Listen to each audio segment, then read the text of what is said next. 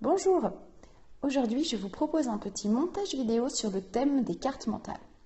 En effet, j'ai créé une vidéo pour des parents qui m'avaient posé la question de comment utiliser une carte mentale quand notre enfant revient avec de l'école. Puis finalement, je me dis que cette vidéo, elle peut peut-être intéresser d'autres parents, donc je la diffuse. Voilà, c'est une vidéo toute simple avec des outils tout simples mais très pratiques. J'espère qu'elle vous plaira. Bon visionnage!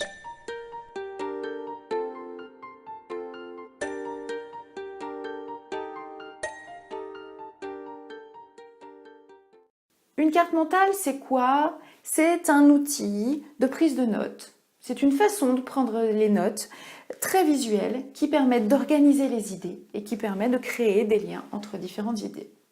Voilà, pour aujourd'hui, c'est suffisant. Première question, quand réviser? Idéalement, le soir même où la carte mentale revient dans le cahier au classeur. Lors de la journée, l'enseignant a déjà décrit, a déjà échangé avec votre enfant sur cette carte mentale. Donc le soir même, c'est très bien de réactiver la mémorisation qui a eu lieu dans la journée. Donc, si possible, le soir même. Et puis après, quand on sait que la leçon va arriver, par exemple si c'est une leçon de géographie et que la géographie a lieu 2 fois par semaine, avant le cours de géographie, il est vrai que ça peut être intéressant de revoir sa carte mentale. Comment réviser? Il est très important que ce soit votre enfant qui vous décrive la carte mentale. Dans l'apprentissage, il y a différentes phases. Une phase où l'enfant reçoit l'information par l'enseignant. Et après, une fois qu'il a bien compris, il y a une autre phase qui consiste à retransmettre l'information. Et c'est très important que votre enfant réfléchisse à ce qu'il a entendu, ce qu'il a vu, ce qu'il a compris, pour pouvoir vous le restituer. Donc, c'est l'enfant qui vous décrit la carte mentale. Vous posez des questions, vous le guidez si besoin, mais vous ne faites pas plus. Alors, une carte mentale a toujours le centre qui concerne le thème de la carte mentale. Donc là, c'est une carte mentale qui concerne la phrase. Donc votre première question est, de quoi parle ta leçon? Ça parle de la phrase. Ok.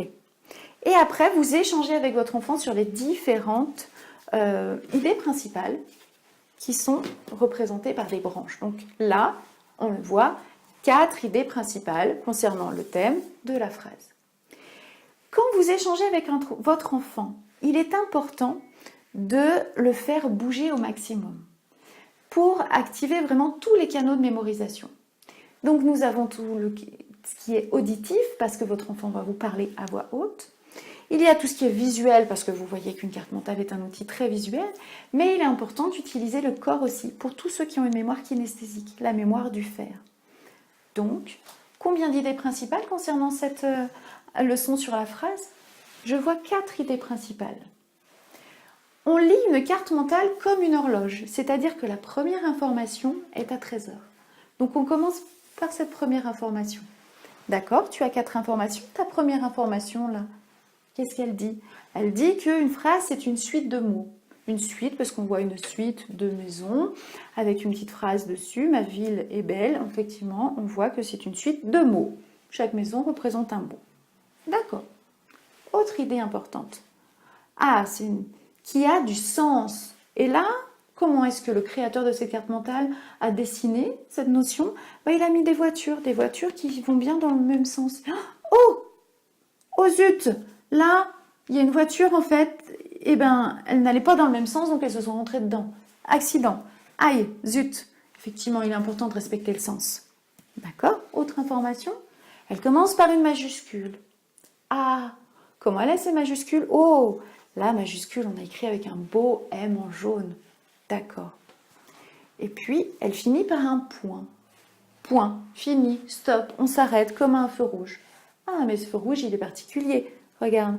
Ah oui, il y a les différents points. Là, on voit un point, là, on voit un point d'exclamation, point d'interrogation et les 3 petits points. Les différents points qu'il existe. D'accord. Donc, peu importe le point que tu retrouves dans ta phrase, ça montre la fin.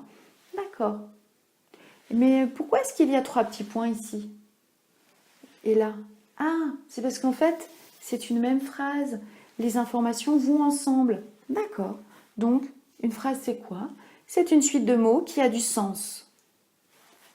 Elle Elle commence par une majuscule et finit par un point. Combien il y a de phrases là?